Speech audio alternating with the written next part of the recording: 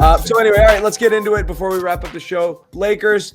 Everyone always gets worried about these. I usually think the Celtics put their best foot forward in these sorts of games. So I love it. I love these big test games. I'm actually pretty optimistic for this, but it's fun to see. Lakers lost tonight. It was Tobias Harris buzzer beater. Yeah. So LeBron hit Davis on a cut. Lakers were down big and came back. They took a lead with 7 seconds left, and then Harris got into the lane and hit a jumper for the win. Yep. What was I going to say? I already forget. Lakers are really good this year. I think that was their first road loss. They started 7-0. It was their first road loss. They're really good. As we said prior to the season, better than last year. You saw what LeBron did. All agreed with except for Bobby. Yeah, I was wrong about that one. Yeah, Bobby. What was up with that, man? I didn't like the centers. What's his name is nasty for them. Harrell? No, the guard. Pope? Nope. Schroeder. Yes. He's good. That's an upgrade from Ron. They got him for free, too. That team's pretty loaded with depth. They defend like crazy. Much more depth than last year. I'd say, and they have great personnel, too, to cover the Celtics. You can throw Davis on Tatum. You can throw LeBron on Brown. And you got some defensive guards there, too, between Pope and Schroeder, who are going to be able to go at Kemba and Smart. So the Celtics, they're not going to be able to compete in this game unless they defend in turn, because the offense isn't going to come easy. The Lakers aren't slacking this season whatsoever, even though they had the short layoff and LeBron coming back after 60 days or whatever it was. They're going full speed. Maybe they want to touch that Warriors record. That could be what they're going for. Maybe LeBron wants to win MVP after not winning it for a bunch of years now. But what Warriors record? The record, 73 wins. Are they going to do that in a 72 It'll be really hard in a 72-game season. Or winning percentage, Good luck. I guess. Yeah. I guess that one's out of the window. I'm going to take the under. I'm ready for Caruso. That's who I want to see. Screw LeBron. I'm ready for the Caruso show, man. I just think every time these two teams come together, at least in the last couple of years, Tatum it's like a challenge. It's not just a challenge. It's a I can make history against the Lakers type of thing, right? Because after what happened at Staples Center, they played them really well last year. In fact, they blew them out in the Garden. Yeah, I mean, look, it came in a losing effort, but that game in LA, that was great. That was Tatum's like that's my favorite Tatum performance. National TV coming out party. My favorite performance from Tatum, and I think you were out there for that. The occasion again. What's up? You were out there for that. That's right. Yeah, I was. And let me tell you guys something, man. Like being in that locker room, like it didn't feel like a loss. It was weird. It was like they were just like, I know it sounds really bad to say it, but it was like they were just kind of like, yeah, great game, All right, so that's my next question while we assess this team. I'll start with Jimmy. Like, thank you. Is this the stage? Like, is this where we are? They've gone off to a great start. They're top 2 in the East. Are we back to this team has to make the finals? Like, is this where they are in their development? They lost Hayward, but young guys are filling in. Because last year when they played the Lakers hard and they had the 4 stars and they were rolling through the playoffs, they had to get them to the finals. But this year is a little different. It's a good question. I think the expectations are – I don't think you can lower them from last year. So with that being said, I mean, like you said, you did lose Hayward, but you expected Brown and Tatum to improve. You had Kemba coming back, but you weren't sure how healthy he was going to be. So if he is healthy and you see the improvement from those 2 stars, I'm not going to say that it's NBA Finals or bust, but it's certainly Eastern Conference Finals for me. I don't know if they are better than the Sixers. In the playoffs last year, they murdered them, so we'll see which team shows up, I guess, in the playoffs. The Heat are iffy. They've got some health things going on, too. It's a wide-open East, so with that being said, I mean, I would be pretty disappointed if they didn't put a serious charge into getting into the NBA Finals. I don't know if that's a cop-out answer, but it's kind of how I feel. That quote from Brad. I saw one quotation mark.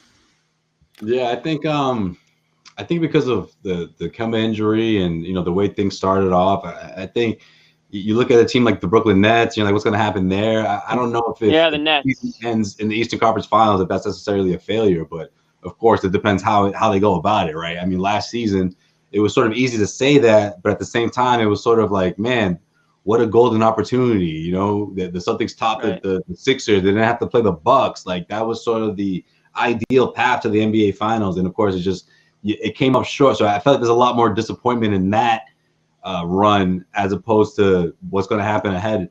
You know, because you look at how much better other teams got around the Celtics. You know, but yeah. Miami's obviously there. I still have Miami up there. Philly's up there, and Brooklyn. Those are my three. I still have some outside of those three. So Miami's in a big hole. I still like Indy. You guys know I'm Indy guys. So I'm not saying the Celtics are front runners to get there. I'm just saying I would still be, you know, especially I think the organization, the players would be disappointed if they didn't, you know, get to the Eastern Conference Finals with the team they have. So I'm not saying that they're playing at that level right now, but I think that they are capable of. So I guess we'll see as we get closer down the stretch. But yeah, the talent's there. The talent's there, but there's holes, and you see them in the wins and the losses. I don't know if it's something that you just have to keep developing as the season goes on and get comfortable with each other, and what we talk about with Thompson. And, you know, Teague comes into this too. I think at some point Teague's going to get cut, and they're going to find someone else better to come in here because he's just not getting it done. But they need to make some changes as this year goes on, because as constructed, I worry about the holes with this team. I worry about some of the things that could get exposed come playoff time, whether we talk about Tice's fouling or the depth, the size, the rebounding, defense, some of these things, even the turnovers early on. But that's something that's probably just naturally going to get fixed as the year goes on. But John said it. Highs with wins, lows with losses. But I do think we look at this team right now and say they've been great. The record's awesome. They've exceeded expectations, but there's big, big glaring issues behind the scenes that lead to a night like this and some of the other sloppier nights that they've had. And even Chicago the other night, great win overall, an awesome effort, but some massive, massive lapses that could have sent that one the other way. On a happy note, I will remind everybody that this happened last time the Lakers were at the Garden.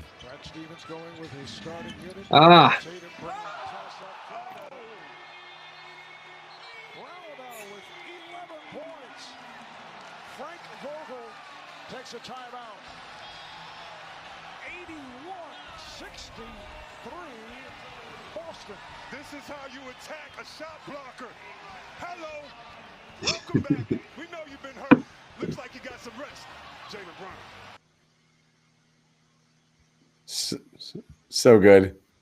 I couldn't see it. I don't know what. I didn't see it. Did everyone else see it?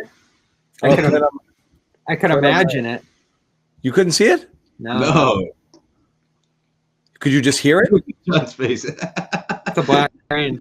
I thought I could see or hear anything. That's the glitch. That's the glitch the thing was telling me about, something about my Chrome. Did we see the Marcus Smart bite? I heard it, but I didn't see it. Yeah. Video glitch. We'll fix it for next time. I thought it was just me, but I think everybody else saw it because no one complained about the Marcus Smart one. Yeah. No, it's fine. I think the audio's coming through, but the video's got an issue. Yep, that's what it was. Yep, no problem. Yeah. We'll fix it for next time. But I'm looking forward to it. It's going to be fun. Bummer to not have the fans. The fans freaking love these games.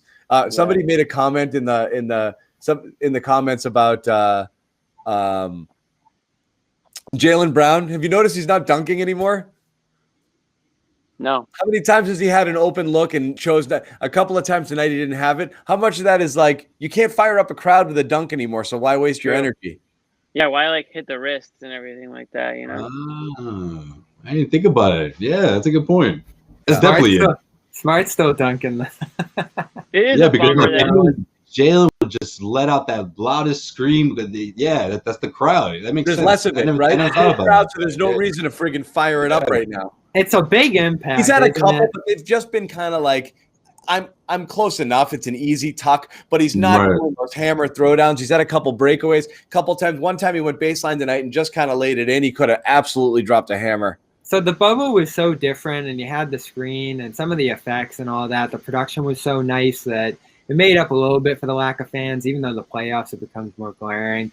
But this year, you feel it. There are so many moments, wins, matchups, as you mentioned here, where you're just like, oh, this is great, but you need the fans for this. And Irving coming back early in the year wasn't the same. And Killer. Yeah, so much stuff happening this year that wind gets taken out of what they're doing here because of the lack of fans. It's a killer. When the Lakers come to town, teams are going to capitalize on?